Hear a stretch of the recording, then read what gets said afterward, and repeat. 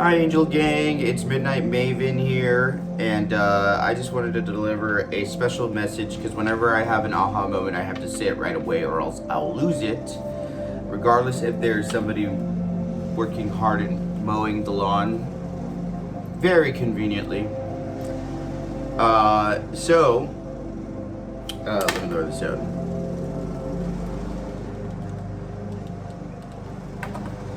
If we're feeling very manic or depressive, which is something that I'm going through right now, but I'm sure a lot of people are going through this regardless of the stigma of drugs, alcohol, any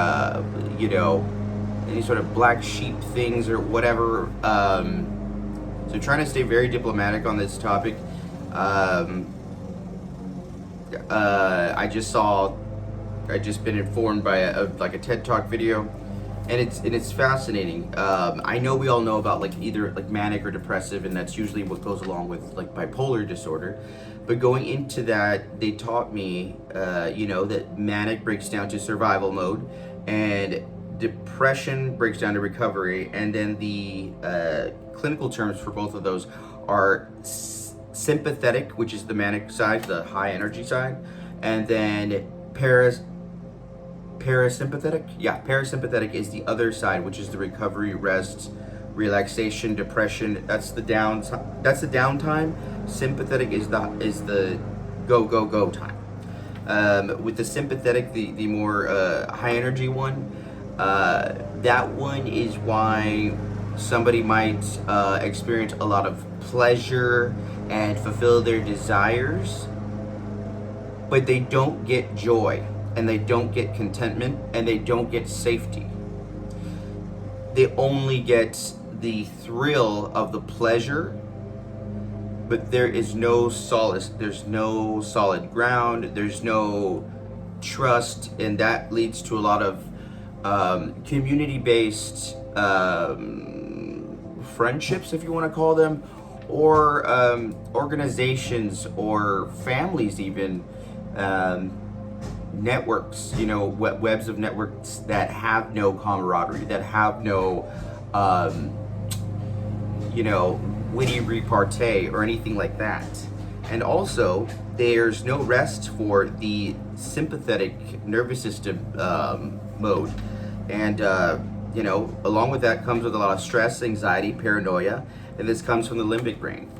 And obviously, it's too over analytical, paranoia, and it's just thinking for the short term to get from day by day.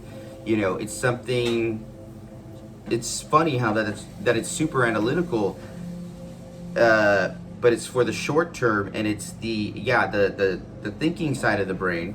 And then the other side of the brain, the parasympathetic, is the more primitive side, and that one is the one that controls the joy, contentment, but it also has the depression, the lethargy, hopelessness, and that one comes for all my Angel Gang spiritual people. That one goes with the sacral chakra, because it's or the solar plexus. I did this really fast, but I had to get it out because I was like, oh my gosh, I just feel like I have to tell the world.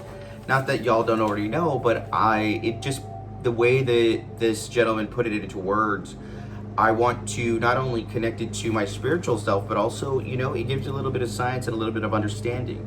Not to mention, I just had a phone conversation with my father, and I'm seeing that there's still a lot of childhood wounds and abandonment and PTSD from being abandoned by my father. And I was angry when I just a couple minutes ago, but I'm realizing that if I analyze the situation and I put something good into it, there's somewhere to go from there. Because, shouting out insults and stuff like that is only going to perpetuate this thing further. And it's kind of funny, and it kind of makes me feel really good that I was the bigger person in this conversation, because, I'm just going to put my stuff all out there, because he's not able to have an adult conversation if anything that I say negates anything that he believes. So in his mind, everything is a done deal. That's hard for a child to process that, realize that, and then feel discarded when there's other children involved and stuff like that. So right now I'm using my higher self to try to figure this out. Of course it hurts and everything, but I'm just letting you know that you're not alone in case you're going through this. And yeah, usually I pull out some tarot cards, and nothing to be said about that. I love that.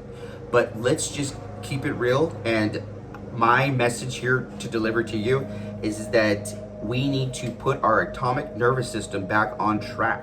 The cortisol and the adrenaline is all effed up because, not because of our fault, but that's what we've been taught generationally, to think that we just fucked up and we ruined everything. I'm sure we had a hand in it, but the thing is that are we done blaming everybody? Why don't we figure out the solution?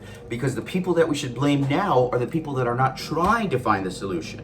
The people that won't let you have a seat at the table. The people that are too busy or can't be bothered or walk away from you when it's obviously a problem. Because if it wasn't a problem, we wouldn't be having this fucking conversation right now. And yes, there is some anger behind that, but right now I'm about to turn that bitch out. And what I mean by it is the situation. And all this atomic nervous system between the sympathetic nervous system and the parasympathetic nervous system is causing all these malfunctions or dysfunctions and imbalance between relationships, between you and yourself, between your sanity and your insanity, you know what I mean? And we think that it's something that we can't control or that we're alone in, and we're not. Start the conversation. There is nothing bad to be said as long as you just fucking man up or woman up for what you believe in and stand by what you say. This is a situation that is political, it is physical, it is emotional, and it is spiritual. All wrapped in one.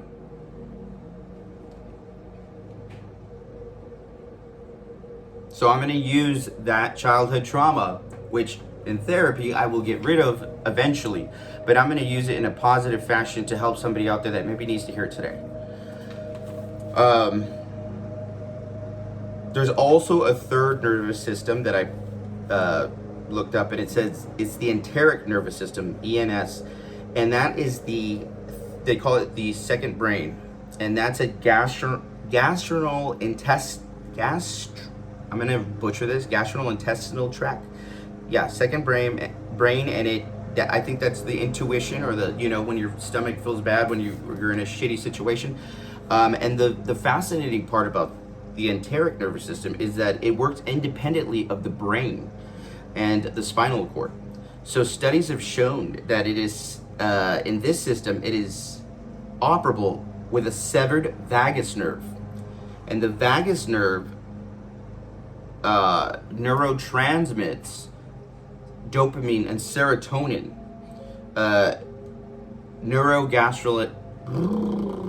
I'm using bigger words.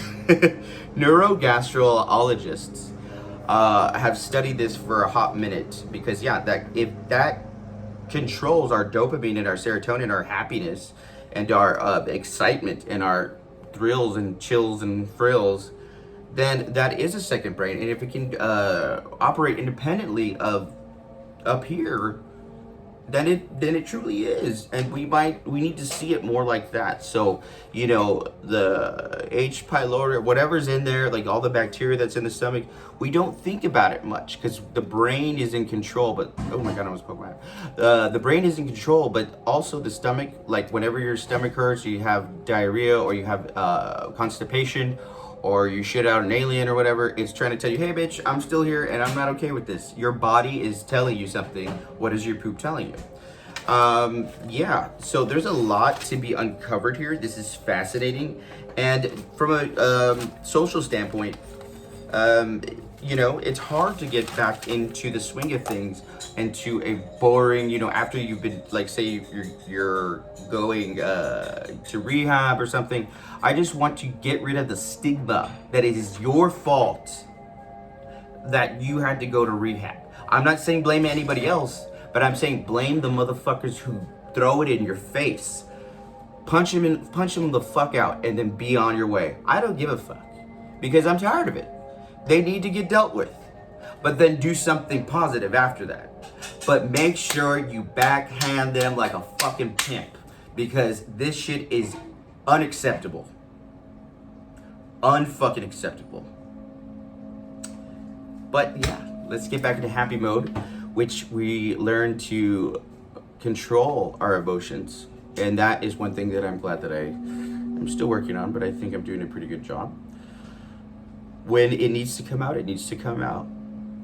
When there needs to be time for healing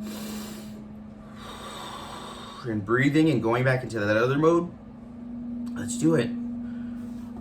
I don't know everything, and I am trying to just figure this out for myself first and foremost, but I want people along the road with me. So let's pull one card. Woo. Sorry, woo. It's hard to be the parent when you're the child. But I don't think I'm better than anybody else, or I've figured it out like Eureka. I just think that this is a very good first baby step. And let's baby step together. So hopefully 5 years from now we can be like, remember when we were like fucking just scratching the surface about shit? Oh yeah, Hermit. This is the parasympathetic nervous system. Rest and recharge. The Hermit.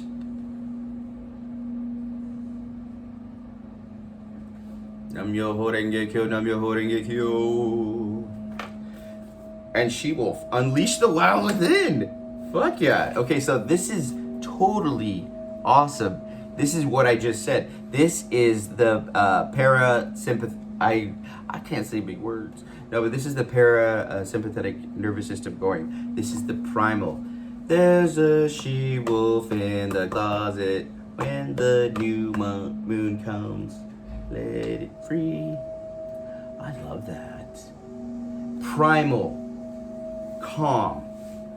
Relaxed.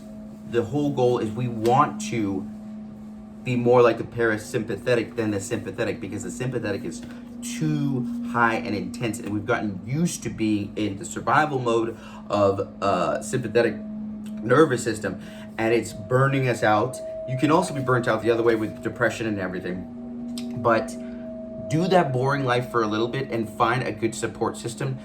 Doesn't mean you have to be completely sober, but you have to have good people around you that are working on something together with you. I mean, we have a bigger goal and we have to show strides. This is my vehicle for doing that. And then, you know, going out there and going outside right now and just saying hi to my neighbor or whatever the fuck. But I am inspired, and hopefully I've inspired you. I feel more in control and alive and ready to fucking take it than ever. So, yeah, I'm excited, and I hopefully we can collaborate. Thank you, Angel Gang, Midnight Maven. Like, share, subscribe. Don't be a hater. Thanks.